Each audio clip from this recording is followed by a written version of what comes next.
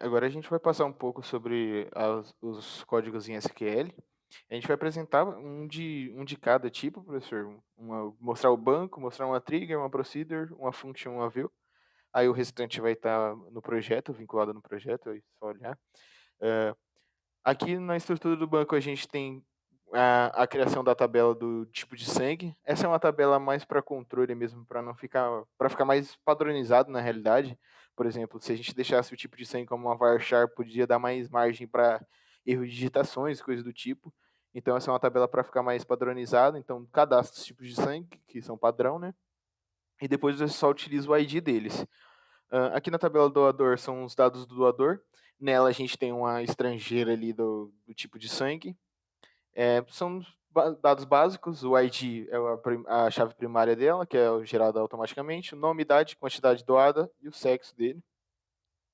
Receptor é a mesma coisa, só muda que na hora da trigger ele vai ser o sinal é invertido, né, para calcular o estoque, que se vai ser positivo ou negativo em relação ao estoque de sangue.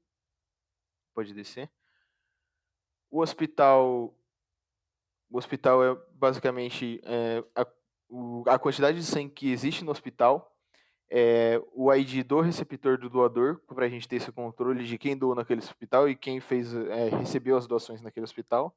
E aí tem bastante a ficar ali na parte do banco de sangue, perdão. No hospital é basicamente as aulas dos funcionários e o nome do hospital em si. Aí no banco de sangue tem o identificador do hospital, tem a chave estrangeira do hospital, a quantidade de sangue que se tem naquele hospital, o ID do tipo de sangue novamente, para saber quanto tipo de cada tipo de sangue, para a gente conseguir reunir essas informações por meio de filtros e etc. Tem o identificador do doador do receptor também, que é vinculado também ao hospital. Pode ser. Aí que a gente vai ter as partes de funcionários dos hospitais, que seriam os enfermeiros e o gestor do hospital. É, Nesses dois casos, são basicamente as mesmas informações que a gente solicita, que é CPF, o hospital em qual trabalha e o nome, ok? Tem a chave estrangeira ali do hospital. Então, do banco de dados seria somente isso. Aí você pode ir para trigger doador, Luiz, por gentileza. Na trigger doador, como eu disse, ele atualiza ali o estoque do banco de sangue.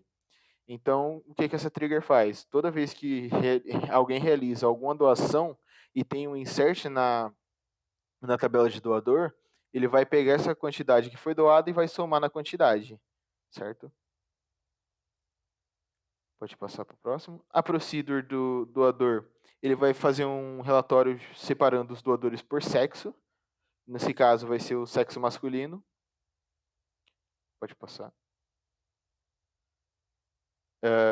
Essa function, ela vai basicamente verificar se esse hospital é válido ou não, para não ocorrer o caso de tentarem vincular um ID de um hospital que não existe, ok?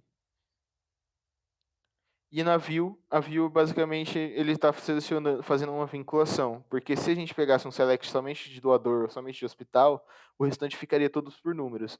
Então aqui a gente está utilizando um inner join junto com a tabela de tipo sangue, por exemplo, para você saber qual que é o tipo do sangue pelo tipo do sangue mesmo. Então aqui você vai saber o nome da pessoa, a idade, o tipo do sangue dela vai aparecer o tipo mesmo e não o ID do tipo, por exemplo, vai aparecer tipo A positivo, AB positivo, O negativo, e etc. E a quantidade que ela doou. E isso tudo está ordenado pelo ID, né? Pelo ID do doador por ordem crescente. Acho que basicamente é isso, aí o restante a gente tentou seguir mais ou menos a mesma ideia, algumas variações, né, de tipo, mas basicamente esses são os códigos que a gente criou em SQL.